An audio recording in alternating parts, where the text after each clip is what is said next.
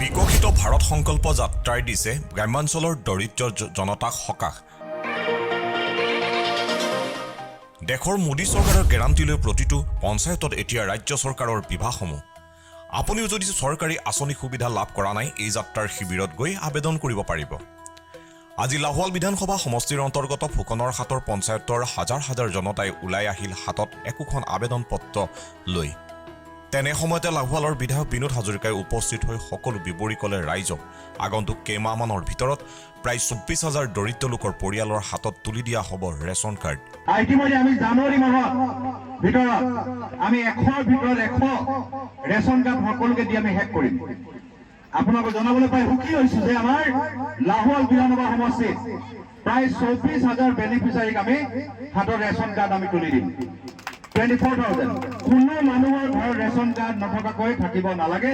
প্ৰত্যেকৰে ঘৰত আমি ৰেচন কাৰ্ড দিয়াৰ কথা ইতিমধ্যে আমাৰ দেশৰ প্ৰধানমন্ত্ৰী নৰেন্দ্ৰ মোদী ডাঙৰীয়া, অসমৰ জনপ্ৰিয় মুখ্যমন্ত্ৰী ডক্টৰ হিমন্ত বিশ্ব শৰ্মা ডাঙৰীয়াই এটা ডাঙৰ সিদ্ধান্ত লৈছে যে আমাৰ যি বাদ পৰি থকা তেনেকুৱা ২৪,০০০ বেনিফিচিয়াৰী আমি ইতিমধ্যে চিলেক্ট কৰিছো আৰু ১৬-১৭ তাৰিখৰ ভিতৰত আমি প্ৰত্যেকৰে হাতত ১০০ৰ ভিতৰত ১০০ জনকে আমি ৰেচন কাৰ্ড হাতত তুলি দিম। চৰকাৰৰ আশা ভৰসাত ওলাই অহা ৰাইজে আজি উক্ত যাত্ৰাত আবেদন নিবেদন জনাইছে। ফুকনৰ হাট পঞ্চায়তৰ বিকশিত ভাৰত সংকল্প যাত্ৰাত সাংস্কৃতিক অনুষ্ঠানৰ লগতে দৃশ্যশ্ৰাব্য ভ্ৰাম্যমাণ বাহনৰ জৰিয়তে প্ৰদৰ্শন কৰা দেশৰ প্ৰগতিশীল পদক্ষেপসমূহ অৱগত কৰা হয়।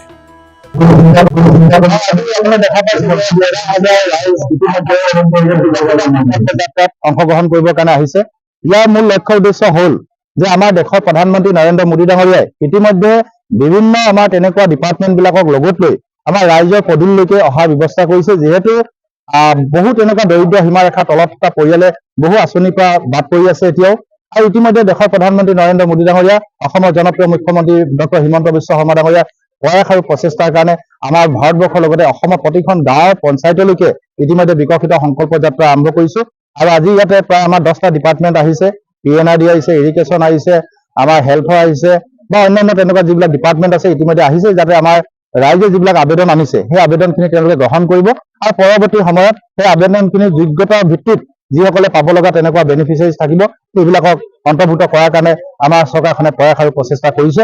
আৰু তাৰ উদ্দেশ্যে আপোনালোকে দেখা পাইছে যে ফুকনাঘাট গাঁও পঞ্চায়ততো হাজাৰ হাজাৰ লোকে আজি আহি ইয়াতে উপস্থিত হৈছেহি। মই আশা কৰো ৰাইজে যি আশা উদ্দেশ্য লৈ আহিছে আগন্তুক দিনত আমাৰ কেন্দ্ৰ চৰকাৰ, ৰাজ্য চৰকাৰ যৌথ প্ৰচেষ্টাত সেইখিনি আমি সমাধান কৰিবৰ কাৰণে প্ৰয়াস আৰু